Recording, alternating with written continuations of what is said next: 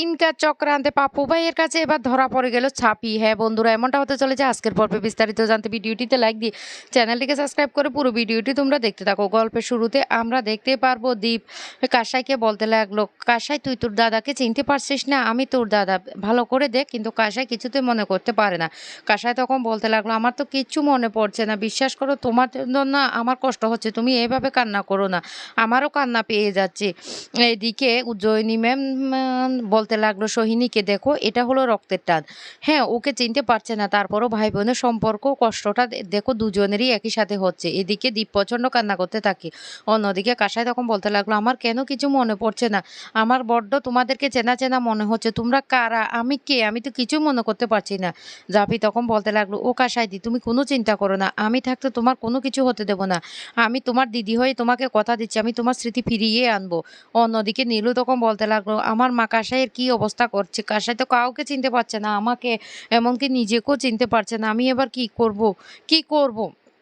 জাপি তখন বলতে লাগলো, ও নীলুদা তোমরা এভাবে কান্নাকাটি করো না, তো সমস্যা হয়ে যেতে পারে।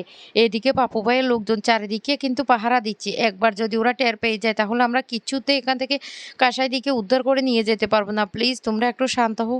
দীপ তুমি কেন বুঝতে পারছো না, কাসাইদের কিচ্ছু হবে না, কাসাইদের স্মৃতি ফিরে আসবে। দীপ তখন কাসাইকে বলতে লাগলো, ও কাসাই, কাসাই তুই একবার ভালো করে তোর দাদাকে হাত ছুঁয়ে দেখ, তুই চিনতে পারবি? কাসাই তখনও বলতে লাগলো, না আমি তো তোমাকে চিনতে পারছি না, তুমি কে, আমার জন্য এভাবে কান্না করছো কেন? তখন জাপি বলতে লাগলো, দীপ তোমাদেরকে আমি কি বলছি, তোমরা আমার কথা শুনতে পাচ্ছ না? এরকম করলে তো একটা বড় ঝামেলায় জড়িয়ে যাবো আমরা, প্লিজ তুমি আমাদের কথাটা শুনো। অন্যদিকে ইনকা তখন পাপু ভাইকে বলতে লাগলো, ও আপনার সিকিউরিটিদেরকে বলুন যেন কড়া পাহারা দেয়, এমনকি যারা আসে তাদের সবাইকে ভালো করে চেক করতে, বুঝতে পারছেন? কারণ ওরা আপনার যেমন শত্রু আমারও শত্রু, তাই আমি জানি ওরা কি করতে পারে। পাপু ভাই তখন বলতে লাগলো, ঠিক আছে ম্যাডাম, যে আমি কড়া পাহারা লাগিয়ে দেখব। এখন পর্যন্ত আমার মনে হয় না ওরা আমার এই হাভেলিতে প্রবেশ করতে পেরেছে, তবে আমি একবার ভালো করে চেক করে দেখি। তখনই পাপ্পু ভাই যে মেয়েটা কাসাইকে ধরেছিল তাকে ডেকে বলতে লাগলো, একবার উপরে গিয়ে দেখো তো ওদের শ্বাসটা কতটুকু হয়েছে, আর বলবে তাড়াতাড়ি দুলহানকে নিচে নিয়ে আসতে, বলবে গেস্টরা চলে আসছে, বুঝতে পারছো? এদিকে ঝাঁপি তখন কাসাইকে বলতে লাগলো, ও কাসাইদি তুমি কোনো চিন্তা করো না, তুমি কান্নাকাটি করো না, আমি আছি, আমি থাকতে তোমার কোনো ক্ষতি হতে আমি দেবো না। নীলুদা, নীলুদা তুমি এমনটা করো না। কাসাই তখন নীলুর দিকে তাকিয়ে বলতে লাগলো, ওই লোকটা আমার বর, আমার তো মনে পড়ছে না, আমি তো কিছু বুঝতে পারছি না। ও ও তুমি বলো না, ও লোকটা আমার বর? কাসার কথা শুনে জাপি তখন বলতে লাগলো, তোমার সব কিছু মনে পড়বে, আমি তোমার সব কিছু মনে করিয়ে দেব, তুমি তুমি শুধু একটু ধৈর্য ধরো, তুমি এভাবে কান্নাকাটি করো না প্লিজ। এইদিকে তখনই দরজায় এসে নক করতে থাকে ওই মেয়েটা। আর তখন উজ্জয়িনী ম্যাম বলতে লাগলো, খবরদার, আমার মনে হচ্ছে ওরা চলে এসেছে, এবার কি করব? তখন দীপ আর নীলু বলতে লাগলো, আমরা তাহলে লুকিয়ে পড়ি, এই লুকিয়ে পড়ি। এদিকে তো উজ্জয়িনী ম্যাম বারবার করে পুলিশকে ফোন করতে থাকে, গাড়ি কত দূর, কিন্তু পুলিশরা বলতে লাগলো, ম্যাডাম হঠাৎ করে রাস্তায় গাড়িটা খারাপ হয়ে গেছে, আর গাড়িটা সারতে 2 ঘন্টা সময় লাগবে। তখন উজ্জয়িনী ম্যাম বলতে লাগলো, আপনারা কি বলছেন, 2 ঘন্টা আরও সময় লাগবে? তারপরে উজ্জয়িনী ম্যাম জাপিকে বলতে লাগলো, জাপি আরও তো 2 ঘন্টা সময় লাগবে। জাপি তখন বলতে লাগলো, আর রিস্ক নেওয়া যাবে না, পুলিশ আসা অবধি যদি আমরা অপেক্ষা করি তাহলে কিন্তু আমরা এখান থেকে বেরোতে পারবো না।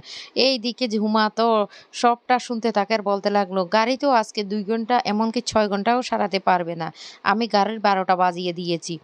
জাপি তখন বলতে লাগলো, একটাই উপায় আছে, আর সেই উপায়টা হলো আমি কনে বদল হয়ে যাবে, কাসাদির জায়গাত আমি থাকবো। দীপ তখন বলতে লাগলো, না জাপি এটা কিছুতে হতে পারে না, আমি তোকে এই বিপদের মধ্যে ঠেলে দিতে পারবো না। নীলুও তখন বলতে লাগলো, না জাপি এটা তুমি করো না।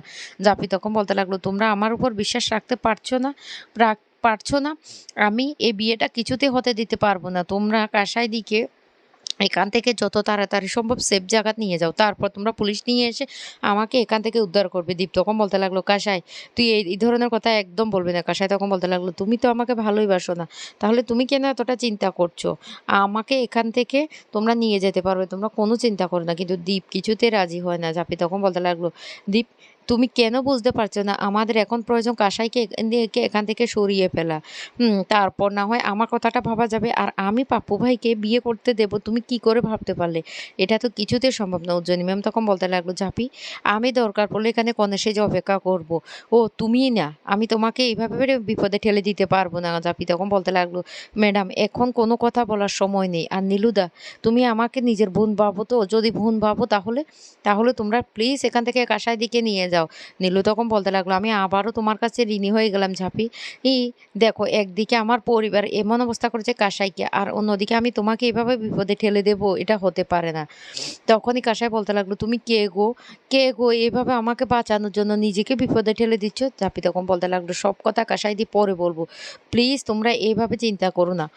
এইদিকে তো মেয়েটা দরজা নক করতে থাকে। তখনই উজ্জয়িনী ম্যাম বলতে লাগলো, "আমি দরজাটা খুলছি, তোমরা তাড়াতাড়ি করে যে যার মতো লুকিয়ে পড়ো আর তোমরা তোমাদের কাজ করো।" তখন দীপ আর নীলু তাড়াতাড়ি করে লুকিয়ে পড়ে। এদিকে কাসাইরা কে সাজানোর জন্য ওরা আবার তৈরি হয়ে যায়। আর মেয়েটা দরজাটা খুললে তখন জিজ্ঞাসা করে, "কেন এসেছে?" তখন মেয়েটা বলতে লাগলো, "অতিথিরা চলে যাচ্ছে, তাড়াতাড়ি দুলহানকে সাজিয়ে নিচে নিয়ে যাওয়ার জন্য।" তখনই জাফিরা বলতে লাগলো, "কেন? পাপ্পু ভাই তো বলেছে তার দুলহানকে যেন সবথেকে বেস্টভাবে আমরা সাজিয়ে দিই। কিছু তো সময় লাগবে। আর কিছুক্ষণের মধ্যে আমরা নিচে নিয়ে আসছি, তুমি যাও।" মেয়েটা তখন বলতে লাগলো, "ঠিক আছে, ঠিক আছে, আমি গিয়ে খবরটা বলে দিচ্ছি।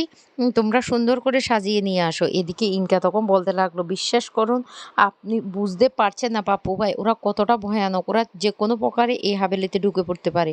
আর তখনই মেয়েটা এসে বলতে লাগলো, "আর কিছুক্ষণের মধ্যে দুলহানকে নিচে নিয়ে আসবে।" পাপ্পু ভাই তখন বলতে লাগলো, "এখন ওরা আমার এই হাভেলিতে ঢুকতে পারেনি। আর যাতে ঢুকতে না পারে তার ব্যবস্থাও কিন্তু আমরা করব। যত গেস্ট আসছে সবাইকে আমরা কড়া চেকিং করব। এদিকে দীপ তখন ঝাঁপিকে বলতে লাগলো, "ঝাঁপি, আমার বড্ড ভয় করছে। তোকে এইভাবে বিপদের মধ্যে ঠেলে দিতে।" ঝাঁপি তখন বলতে লাগলো, "তুমি কোনো চিন্তা করো নাই গো।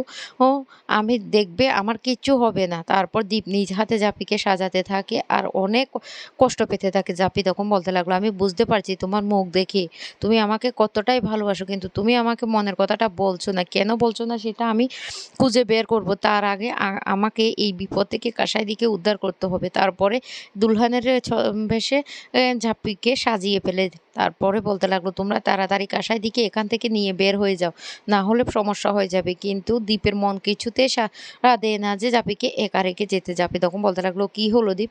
যাও বলছি যাও। তোমরা আর এক মুহূর্ত এখানে দেরি করো না। ইগো, না হলে কিন্তু সমস্যা হয়ে যেতে পারে।" তারপরে দীপ, নীলু ওরা কাঁসাইকে নিয়ে বেরিয়ে যাবে। আর এইদিকে কাঁসাই বারবার তার সেই পুরনো স্মৃতিগুলি মনে করার চেষ্টা করে আর মাথায় প্রচণ্ড যন্ত্রণা হতে থাকে। তখনই নীলু বলতে লাগলো, "এ কাঁসাই, কাঁসাই, তোমার কি কষ্ট হচ্ছে?" কাঁসাই তখন বলতে লাগলো, "আমার মাথায় বড্ড ব্যথা করছে গো, আমি কি হচ্ছে আমি বুঝতে পারছি না।" এদিকে ঝাঁপি তখন নীলুকে বলতে লাগলো, "নীলুদা, আর সময় নষ্ট করো না গো, তাড়াতাড়ি তোমরা ওকে নিয়ে এখান থেকে চলে যাও, না হলে তোমরা ধরা পড়ে যাবে, আমি বলছি তো।" এদিকে দেখা যায় অতিথিরা যারা আসছে ওদেরকে খুব কড়া চেকিং করতে থাকে। ইনকা তখন বলতে লাগলো, "একটা সন্দেহ তো দূর হয়েছে। ঝাঁপিরা এই বাড়িতে ছদ্মবেশে ঢুকতে পারেনি। যেভাবে পাহারা দিচ্ছে, আমার চোখ এড়িয়ে ওরা ভিতরে প্রবেশ করতে পারবে না। আর আমি তো জানি ওরা ছদ্মবেশ নিয়ে এখানে প্রবেশ করবে। যে কোনো প্রকারে আমরা ধরে ফেলবো।" এইদিকে যখন কাসাইকে নিয়ে ওরা বেরিয়ে যেতে লাগে তখনই ইনকা ওদেরকে দেখে ফেলে। তখন ইনকা তাড়াতাড়ি পাপ্পু ভাইকে বলতে লাগলো, "এক্ষুনি দুলহানের কাছে চলো। আমার মনে হচ্ছে কিছু একটা গন্ডগোল হচ্ছে।"